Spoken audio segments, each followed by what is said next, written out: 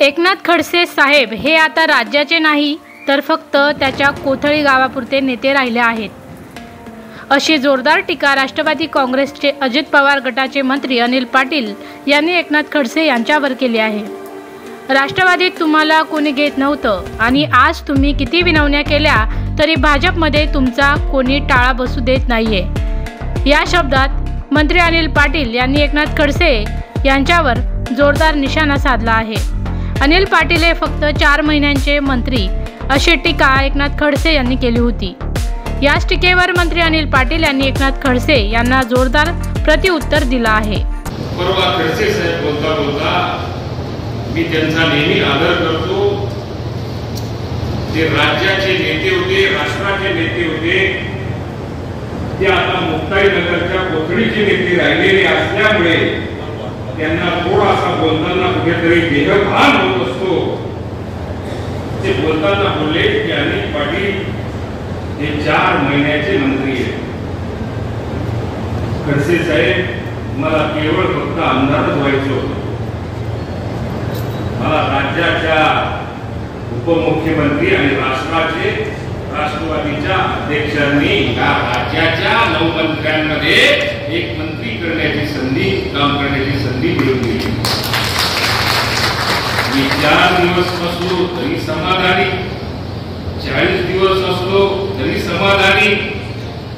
आमच्या राष्ट्रीय नेत्यांनी जर का सांगितलं उद्या आपला राजीनामा द्यायचा, मी त्याच्यापेक्षा जास्त समाधानी, कारण त्या माझ्यापेक्षा अजून कोणी जर का एक माणूस जुळत असेल तर मी त्याला महत्व देणारा व्यक्ती असल्यामुळे त्यांनी उद्या राजीनामा मागितला तरी सुद्धा त्याच्यात समाधानी असेल। पण तुमची परिस्थिती काय? तुम्हाला राष्ट्रवादी काँग्रेस पक्षामध्ये सुद्धा कोणी घेत नव्हतं। तुम्हाला भारतीय जनता पार्टीमध्ये आज तुम्ही किती विनवण्या केल्या तरी सुद्धा तुम्हाला कोणी टाळा बसू देत नाहीये, त्या ठिकाणी तुम्हाला कोणी घेत नाहीये। मी 4 दिवसाचा 4 महिन्याचा मंत्री जरी असलो तर पुढच्या 4 वर्षाकरता जे तुम्ही आमदार म्हणून विधान परिषदेमध्ये बसलेले आहात त्यातला मी एक मतदार आहे। त्याचे 25 मतदार 27 मतदार हे अजितदादांबरोबर आहे। त्यांनी जर का तुम्हाला विधान परिषदेला मतदान केलं नसतं तर तुम्ही आता परत कोथळीमध्ये बसूनच आपले पाय टेकले असते।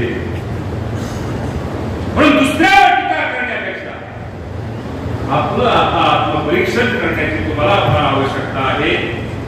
मला आत्मविश्वास आहे की जे ज्या पक्षात असतात त्या पक्षामध्ये फार प्रामाणिकपणे प्रयत्न करतात आदरणीय खडसे साहेब। मला आत्मविश्वास आहे की ते येणाऱ्या काळामध्ये